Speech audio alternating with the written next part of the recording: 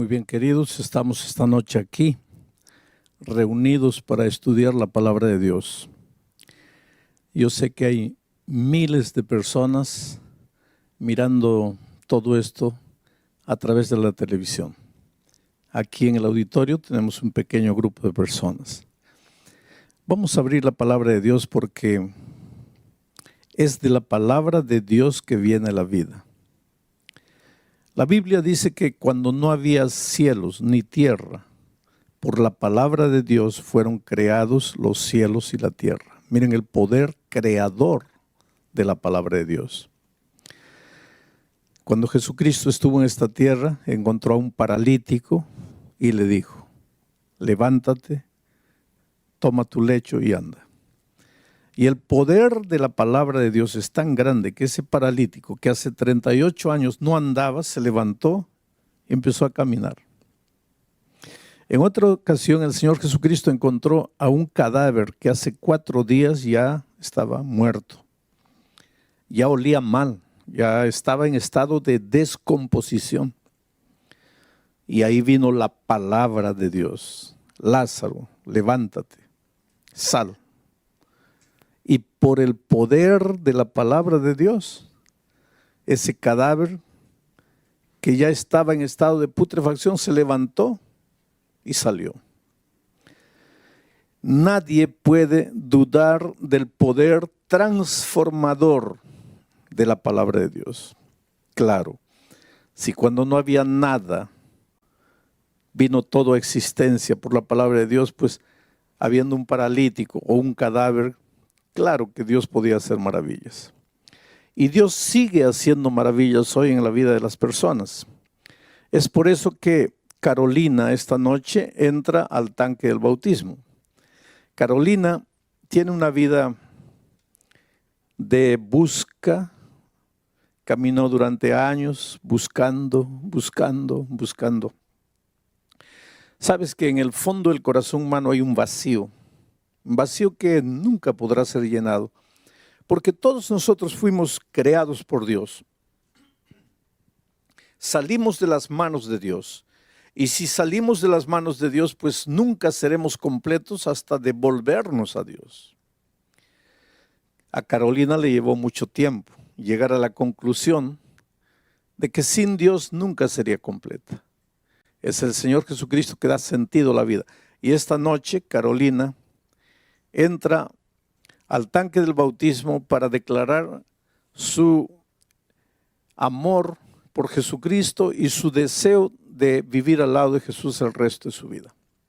Carolina, porque has reconocido que necesitas de Jesús, te has arrepentido de tus pecados pasados, quieres empezar una nueva vida, quieres ser fiel al Señor Jesucristo hasta el fin de tus días, para dar testimonio público de todo eso, el pastor Romero, como ministro del Evangelio, por mandato bíblico, te bautiza en nombre del Padre, del Hijo y del Espíritu Santo. Amén.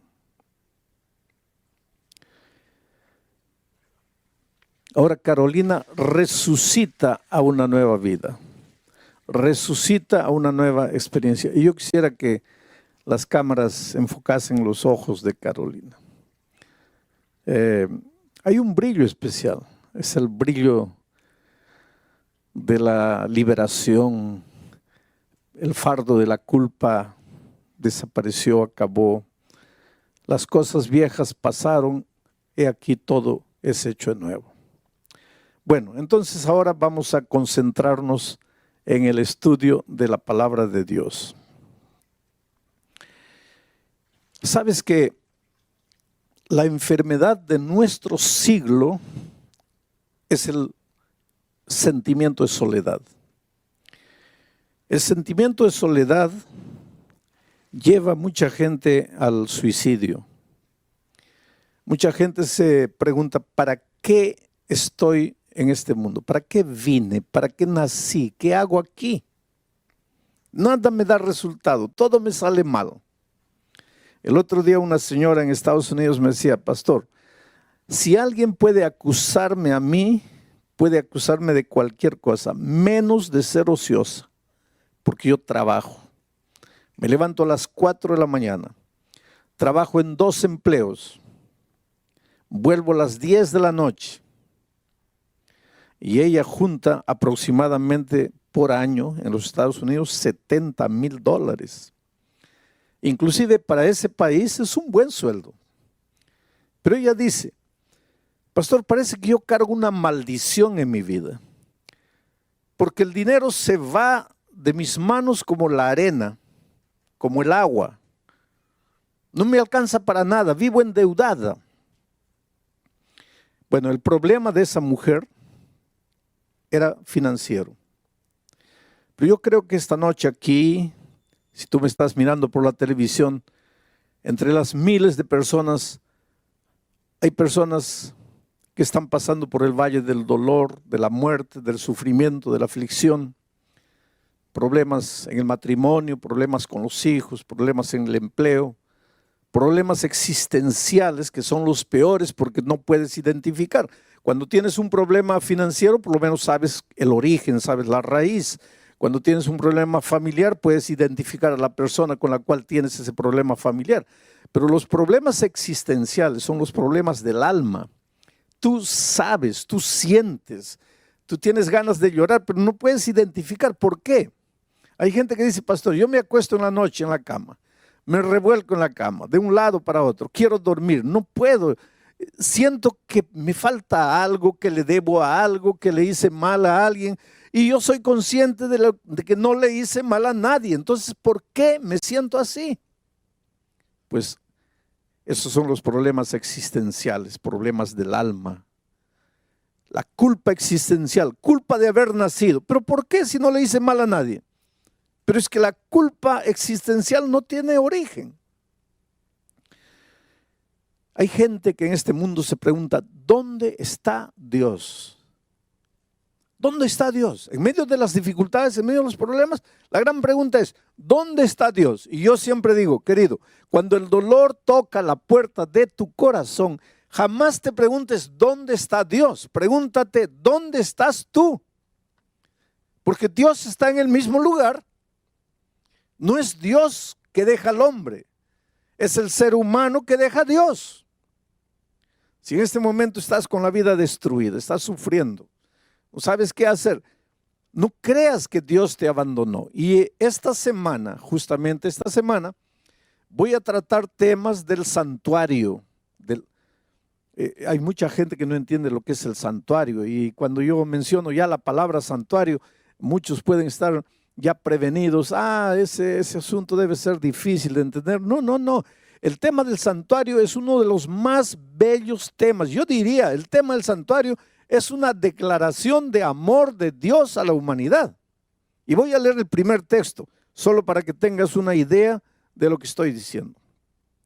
Éxodo capítulo 25, versículo 8. Dice así: y me harán un santuario y yo habitaré en medio de ellos. Me harán un santuario y yo habitaré en medio de ellos. ¿Cuándo dijo Dios esto? Sabes, para que la Biblia tenga sentido, hay que preguntarse, ¿cuándo dijo Dios? ¿A quién dijo Dios? ¿Y por qué dijo Dios? Siempre que leas un versículo de la Biblia, esas son preguntas claves para que entiendas el mensaje para ti. ¿Cuándo lo dijo? ¿A quién lo dijo?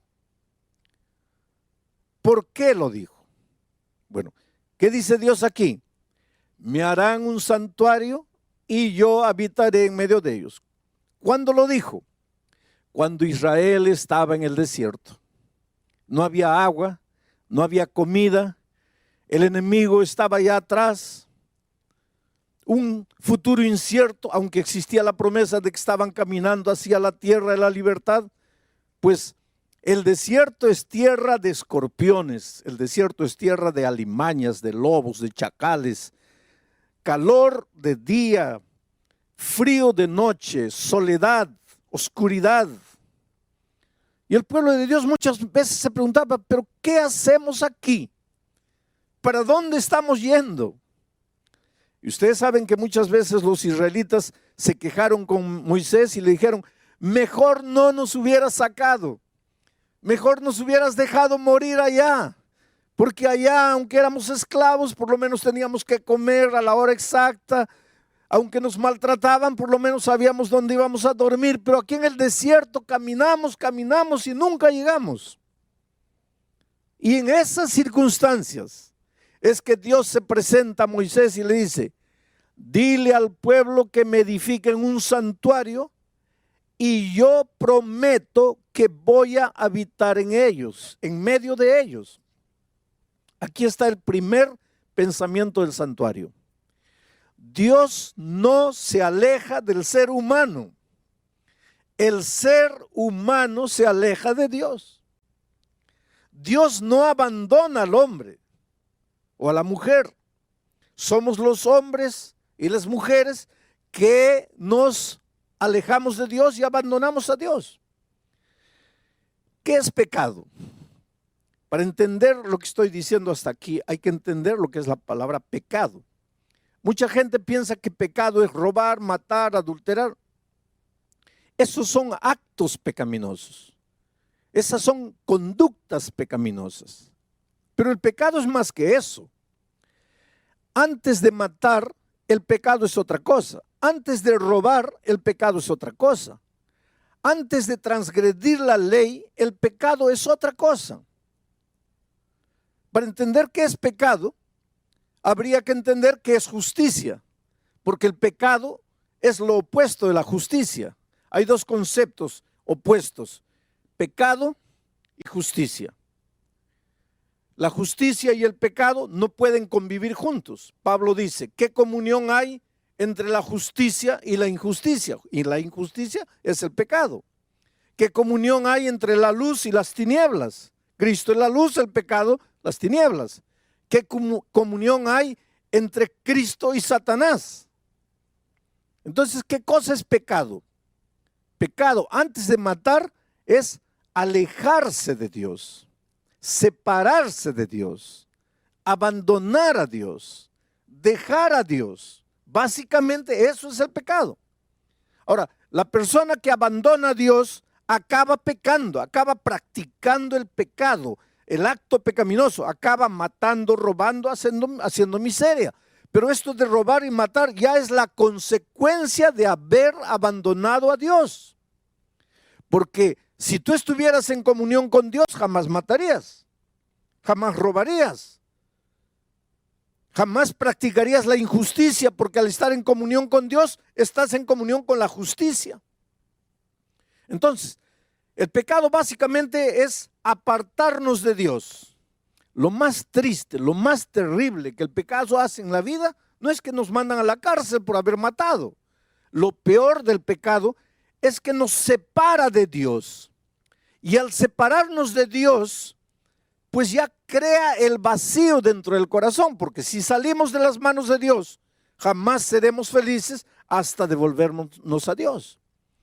Desde que Adán y Eva, miren, Adán y Eva, antes de tomar el fruto, ¿qué hicieron? Se apartaron de Dios, dejaron a Dios, vivieron solos y finalmente se acercaron del árbol y tocaron el fruto. Pero ese tocar el fruto ya fue la consecuencia, ya fue el resultado de haberse apartado de Dios. Ahora, ¿qué cosa es el ser humano en medio de la inmensidad del universo? Un granito de arena. Adán y Eva pecaron.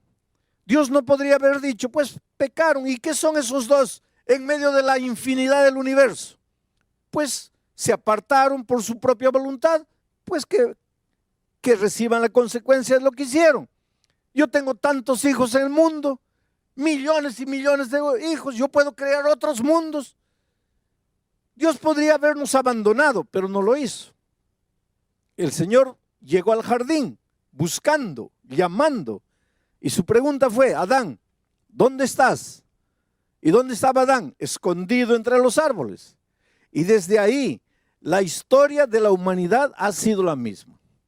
Dios corriendo atrás del ser humano, el ser humano corriendo de Dios, Dios buscando al ser humano, el ser humano escondiéndose. En el Edén se escondieron entre los árboles. Hoy día hay gente que se esconde en el trabajo. No tengo tiempo para nada, no tienen tiempo para la familia, no tienen tiempo para Dios, están tan ocupados en el trabajo, escondidos en el trabajo. Hay gente que está escondida en medio de los vicios, hay gente que está escondida en medio de los placeres. El ser humano inventa árboles hoy para esconderse y la historia es la misma. Dios buscando, el hombre corriendo. Dios buscando, el hombre escondiéndose. Por eso es una incoherencia cuando después de apartarnos de Dios nos metemos en problemas, sufrimos, nos hacemos sangrar y ahí preguntamos, ¿dónde está Dios? ¿Cómo que dónde está Dios? Dios está donde siempre estuvo. Él nunca nos dejó. Nosotros es que nos fuimos. Y cuando el pueblo de Israel estaba en el desierto, pues Dios llega y dice así, háganme un santuario, constrúyame un templo y yo voy a habitar en medio de ellos. El santuario expresa el deseo que Dios tiene de vivir al lado de sus hijos, de vivir en medio de sus hijos, de estar presente en medio de sus hijos. Ahora mucha gente se pregunta, pero y antes de estar en el santuario, porque ahora Dios está en su santo templo, pero y antes de estar en el santuario, ¿dónde vivía Dios? Hay mucha gente, ¿sabes? Porque nosotros, por la palabra de Dios, sabemos que el santuario que Israel construyó en esta tierra era una reproducción del santuario del cielo. Quiere decir, Dios le mostró a Moisés el santuario del cielo. Él vio el santuario, vio las medidas, vio la forma, recibió todo de Dios y fue a los artesanos de Israel y les dijo, mira, Dios me ha mostrado esto, me ha dado las medidas, vamos a construir el santuario y Dios ha prometido que va a vivir en medio de nosotros. Pero hay muchos cristianos inclusive que no creen que hay un santuario en el cielo. No creen. Ellos piensan, muchos cristianos, muchos estudiosos de la Biblia, dicen que en el cielo no hay santuario, que Dios no necesita un santuario para poder vivir. Y realmente Dios no necesita un santuario para poder vivir, porque Dios es Dios. ¿Por qué existe el santuario en el cielo? Y después voy a explicar por qué existe el santuario en la tierra. ¿Por qué existe el santuario en el cielo? Mira, Dios es infinito, no está limitado al tiempo ni al espacio. Pero el ser humano es finito y está limitado al tiempo y al espacio. ¿Cómo es que un Dios infinito, que no está limitado al tiempo y al espacio, podría vivir en comunión con un ser finito, limitado al tiempo y al espacio? ¿Cómo podrías juntar esas dos cosas? Pero ¿qué es lo que Dios quiere? Vivir con sus hijos. Pero Él es infinito. Él no está limitado ni al tiempo ni al espacio. Y el ser humano, sus hijos amados, sí están. Entonces Dios, en medio del universo, en medio del cielo, estableció un lugar físico, un santuario. ¿Para qué? El santuario es el punto donde el Dios infinito, que no está amarrado ni al tiempo ni al espacio, se junta con la criatura finita, amarrada al tiempo y al espacio. Es el punto del encuentro entre Dios y la criatura, ni siquiera el ser humano, porque nosotros estamos en la tierra. Estoy hablando de las criaturas angelicales. El punto en que ambos se encuentran es el santuario celestial. Y la Biblia tiene textos y más textos probando. Por ejemplo, si tú lees el libro, la epístola a los Hebreos, no hay cómo negar que haya un santuario en los cielos. ¿Por qué existe el santuario? Porque Dios quiere vivir en medio de sus criaturas. ¿Y en esta tierra por qué? Porque también Dios quiere vivir en medio de sus hijos. Por eso le pidió a Israel que construyera un santuario. Ahora, durante esta semana vamos a ver cómo a través del tema del santuario, Dios nos muestra la realidad de nuestra vida. Yo te digo, por ejemplo, estás sin empleo. Por más que buscas el empleo, no lo encuentras. Cuanto más fiel quieres hacer a Dios, parece que menos empleo encuentras. ¿Por qué sucede eso? La explicación está en el santuario. Tienes un hijo, lo educas con amor, con cariño. Cuando es pequeñito le compras libros, le compras música cristiana. Antes de dormir le cuentas historias, haces la oración, lo haces dormir. Y cuando llega joven se va de la iglesia y no quiere saber nada. ¿Por qué sucede eso? La respuesta está en el santuario.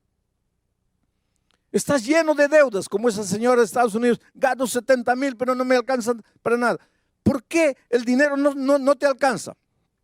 La respuesta está en el santuario.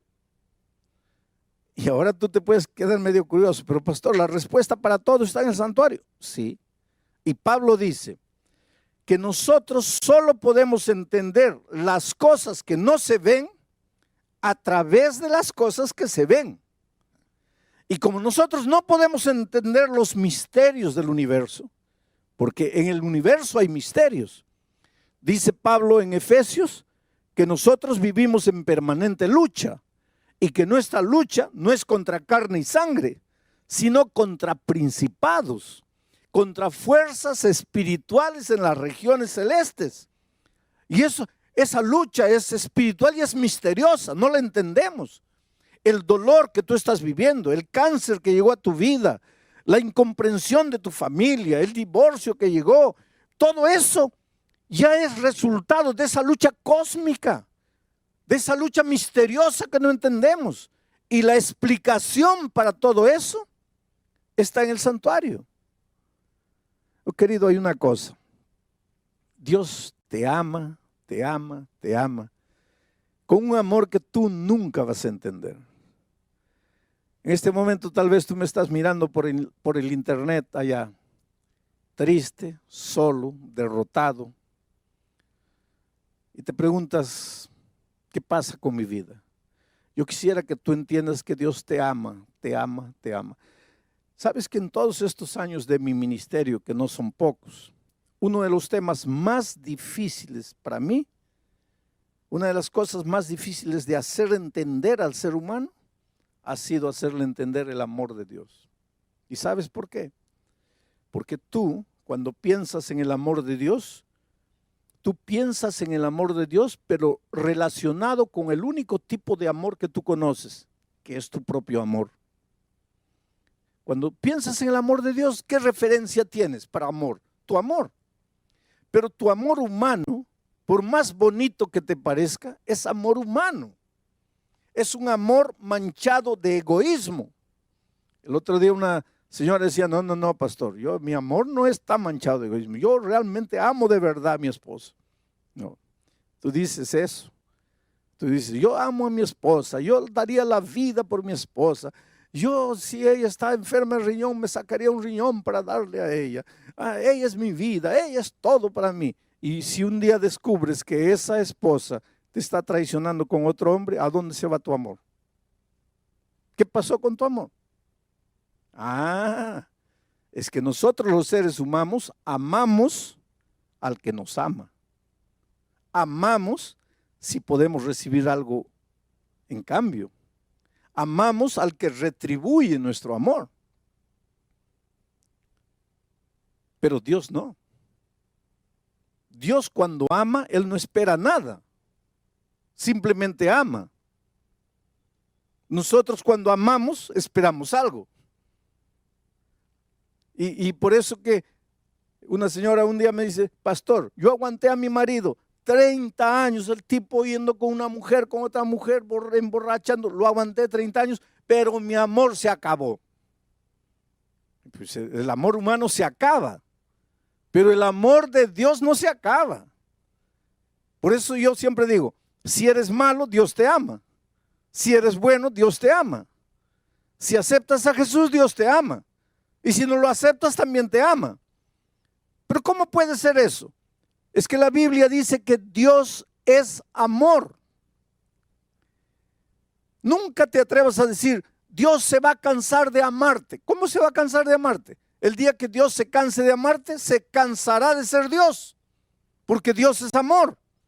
Y si el amor si Dios es eterno, pues el amor es eterno.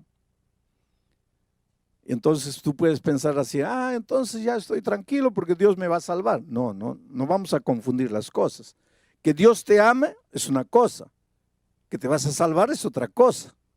El amor de Dios no te va a servir de nada si tú no lo aceptas.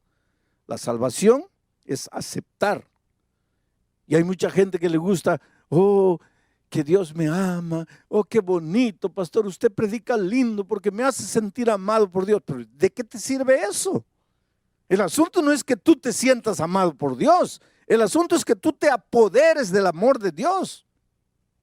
Ahora, estás debiendo $10,000 y no tienes cómo pagar, y yo agarro la chequera y te firmo un cheque de $10,000. ¿Tu problema está resuelto o no? ¿Está resuelto o no? No, porque para que tu problema esté resuelto, primero, tienes que recibir el cheque. Segundo, tienes que ir al banco. Tercero, tienes que recoger el dinero. Cuarto, tienes que pagar tu deuda. Entonces, no es porque yo te muestro el cheque que tú ya estás con tu problema resuelto. Entonces, el amor de Cristo es igualito. Dios te ama, claro que te ama. El amor de Dios nunca se va a acabar, nunca se va a acabar. Pero ¿de qué te sirve el amor de Dios si no te apoderas? Por eso que tienes que abrir el corazón a Dios. Y el tema del santuario es la más bella expresión del amor de Dios. A lo largo de esta semana vamos a ver cómo en cada corderito que moría estaba escrito el amor de Dios. En cada utensilio del santuario estaba escrito el amor de Dios. En la ceremonia de expiación estaba escrito el amor de Dios. En el día de la expiación y el juicio que Israel sufría estaba escrito el amor de Dios. A veces te preguntas, ¿cuándo va a terminar el pecado? ¿Cuándo Cristo va a volver? Ya estoy cansado de vivir en este mundo. Ya quiero que Jesús venga. Y todo eso está descrito en el tema del santuario. No me voy a detener tanto en la teología del tema del santuario, pero voy a traer las ideas principales para aplicarlas a tu vida, para que tú entiendas cómo Dios te ama. Querido, en este momento yo quiero contarte una historia. Yo siempre termino mis mensajes contando una historia por un simple motivo. Todo lo que te hablé está documentado en la palabra de Dios. Pero a veces hay personas que piensan, ¿pero será que eso funciona? Entonces yo cuento historias para que las personas vean que funciona.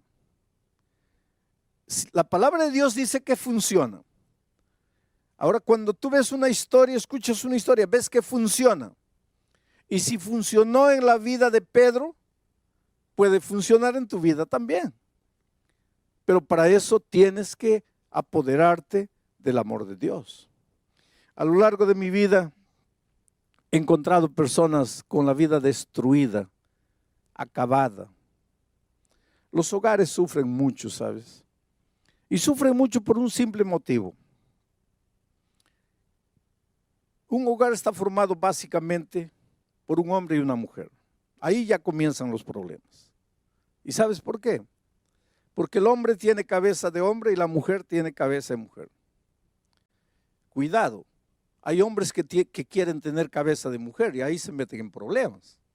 Y mujeres que quieren tener cabeza de hombre. No, el hombre es hombre y tiene que ser hombre. Y actuar como hombre, vestirse como hombre y portarse como hombre. Y la mujer igual, como mujer. Pensar como mujer, sentir como mujer, vivir como mujer, actuar como mujer. Solo que cabeza de hombre es cabeza de hombre y cabeza de mujer es cabeza de mujer. No estoy hablando de inteligencia porque ambos son inteligentes. Y en algunas ocasiones el hombre puede ser más o la mujer puede ser más, eso no es problema. Tanto así que mujeres pueden ser presidentes de grandes naciones y sin problema. Mujeres pueden ser presidentes de grandes empresas y no hay problema. Yo no estoy hablando de ese tipo de diferencia. Pero que mujer piensa como mujer, piensa porque es mujer. Y el hombre piensa como hombre porque es hombre. Por eso yo siempre digo que la mujer no fue creada para ser entendida por los hombres. No trates de entender. Mira, si tú eres esposo, no trates de entender a tu esposa, que te vas a volver loco. Las mujeres no fueron entendidas, no fueron creadas para ser entendidas, fueron creadas para ser amadas. Ama a tu esposa. No trates de entenderla porque vas a enloquecer. Ahora, es posible dos cabezas diferentes vivir 40 años en un clima de amor, de comprensión, de entendimiento. Sí, es posible. Es posible. Yo estoy casado casi 50 años con la misma mujer. Entonces es posible. ¿Hay diferencias? Claro que hay diferencias. Ahí entra el evangelio. Ahora, ¿por qué estoy haciendo todo eso? Porque yo encuentro parejas destruidas, acabadas. ¿Cómo el tema del santuario podría ayudar a una pareja destruida? En México, un hombre golpeaba a la esposa, la maltrataba, especialmente cuando bebía. Y el problema era que bebía todos los días. Entonces todos los días la maltrataba. Cuando le pasaba la borrachera, ahí pedía perdón, ay, discúlpame, yo te amo, yo no quiero hacerte nada. Pero al día siguiente la volvía a golpear y la volvía a maltratar. Y a veces la maltrataba feo, que la mandaba al hospital a la pobre. Y entonces un día, y él la amenazaba, porque ella un día le dijo así, mira, un día vas a llegar aquí y no me vas a encontrar. Y él le dijo, mira, si un día llego aquí y no te encuentro, yo te persigo. Yo te busco por el mundo entero y te encuentro. Pero si te encuentro es solo para matarte. Entonces ni te atrevas a salir de aquí. Pero un día la golpeó tanto que la pobre comenzó a pensar y llegó a la siguiente conclusión. Si me quedo aquí, me va a matar. Y si me voy, él dice que me encuentra y me mata. Solo que si me voy, queda la posibilidad de que nunca me encuentre. Pero si me quedo aquí, me va a matar. Entonces me voy. Y un día cuando él se fue a trabajar, pues ella salió de México, atravesó el río y se metió al desierto. Y caminó días y días ahí, no tenía documentos, atravesó el río, se fue. Solo tenía la dirección de unos primos que vivían en Los Ángeles. Cuando llegó ya estaba en Estados Unidos, llegó a un puesto telefónico, agarró el teléfono, llamó a los primos. Y el primo le atendió, hola, ¿dónde estás? Estoy aquí en Estados Unidos. ¿Pero cómo? Sí, y le contó, me escapé porque mi marido me iba a matar allá, me escapé, estoy aquí, no sé, estoy perdido, no sé a dónde ir, no sé dónde estoy. Pero ¿dónde está más o menos? Dame la indicación. Y el primo fue, la encontró y la llevó para casa. Solo que la familia del primo había conocido el evangelio. En México no, pero llegando a California había conocido el evangelio. Entonces todos estudiaban la Biblia, cantaban en las mañanas antes de salir a trabajar, todos se reunían, hacían el culto. Y ahora esta prima que había llegado de México también participaba, solo que ella no quería saber nada con la Biblia. Porque sabes que hay gente que dice, no, yo no quiero estudiar la Biblia. ¿Y por qué no? Es que no quiero cambiar de religión. Hay gente que piensa que hay que estudiar la Biblia para cambiar de religión. Hay gente que piensa que el bautismo es cambiar de religión. Querido, la Biblia no tiene nada con cambiar de religión. La Biblia tiene que ver con cambiar de vida, no con cambiar de religión. Y esta señora pues no quería saber nada de la Biblia y la familia le decía, pero ven, participa con nosotros del culto. No, por favor, yo sé que estoy aquí hospedada en la casa de ustedes, yo sé que por cortesía debería estar, pero no me gustan esas cosas de religión, yo no quiero. Estaba llegando una campaña de evangelismo, yo iba a predicar desde Nueva York vía satélite para todos los Estados Unidos. Y ya estaban anunciando en todas las iglesias, en Los Ángeles iban a recibir la señal de Nueva York. Y entonces el primo le dice, mira prima, ya está bien, vamos a respetar, tú no quieres estudiar la Biblia, no quieres cantar, hacer el culto con nosotros, vamos a respetar. Pero con una condición. Hay un pastor que va a predicar por televisión desde Nueva York. Tú vas solo una noche, nada más. Y ya no vas más. Y ya nosotros no te vamos a molestar con esto de la Biblia. Y ella, para sacarse de encima el compromiso, dijo, está bien, solo una noche. Y fue la primera noche. Yo comencé a predicar en Nueva York y allá en California, ella escuchó la palabra de Dios. Solo, querido, cuando tú escuchas la palabra de Dios, y ese es un asunto interesante, cuando tú escuchas la palabra de Dios, te das cuenta que la palabra de Dios no es un asunto de teoría. La palabra de Dios no es un asunto de normas, de reglamentos, de leyes. La palabra de Dios es una carta de amor que Dios te escribe, porque Dios te ama, Dios quiere ayudarte, Dios no está feliz con la vida que estás viviendo. Y ella entendió eso. Y se fue, terminó, volvieron a la casa. A la noche siguiente, pues el primo ya no le dijo nada porque le había prometido solo una vez. Y los primos estaban preparándose para ir a la iglesia y ella también se preparó todo. Y cuando ellos estaban saliendo para el carro, ella también fue. Y el primo le dijo, pero mira, nuestro compromiso era solo una vez. No, pero me gustó, voy a la segunda vez. Y vino la segunda vez y vino la tercera vez, porque, querido, a veces dices, no, yo no quiero escuchar. Y te invita un amigo, te invita un vecino, no me hables, pero es que no conoces la palabra de Dios. Porque el día que conozcas la palabra de Dios te va a gustar, porque vas a encontrar en la Biblia las respuestas para los dramas que estás viviendo. Y eso es lo que sucedió con esa señora. Fue la segunda vez, fue la tercera vez, fue la cuarta vez. El viernes en la noche yo prediqué sobre la resurrección de Lázaro. Y dije cómo Jesucristo llegó a la tumba de Lázaro, un hombre que estaba podrido ya, un cadáver, ya no había esperanza de vida. Y cuando Jesús dijo, levántate, sal, ese cadáver resucitó y salió. Y hice una pregunta. Si Jesús pudo resucitar a un cadáver que estaba oliendo mal, ¿cómo no puede resucitar tu matrimonio, que ya está destruido? Desde el punto de vista humano está todo acabado, ya no hay solución. Pero Jesús puede resucitarlo. Pero no puede hacer nada por ti si tú no te entregas, si tú no vienes. Y la señora se levantó y fue adelante y le entregó la vida a Cristo. Y mucha gente vino, mucha gente vino adelante.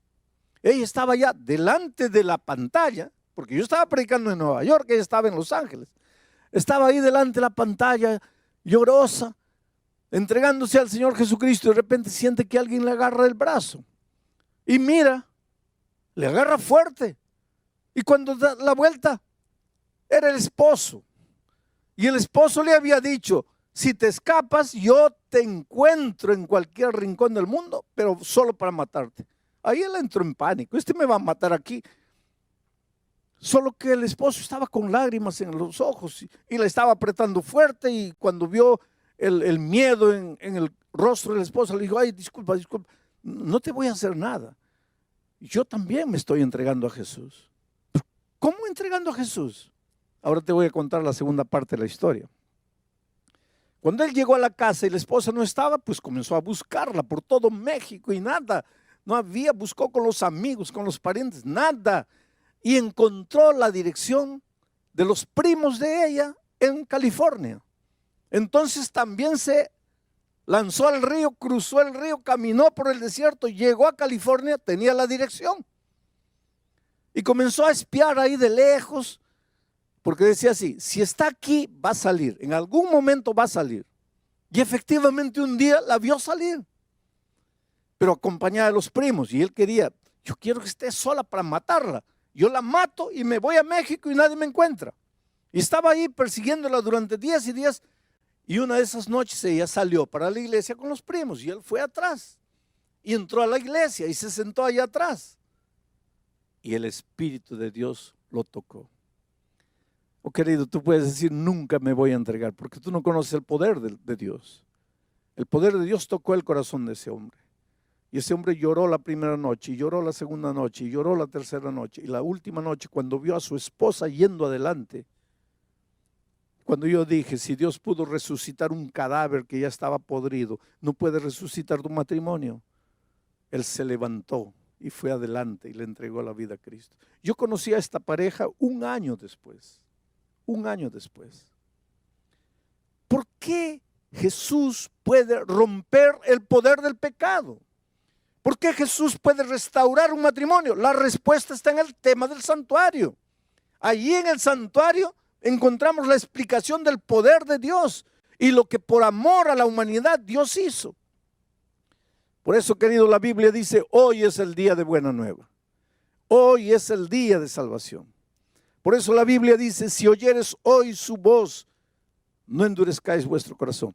Te digo una cosa, es la mano salvadora.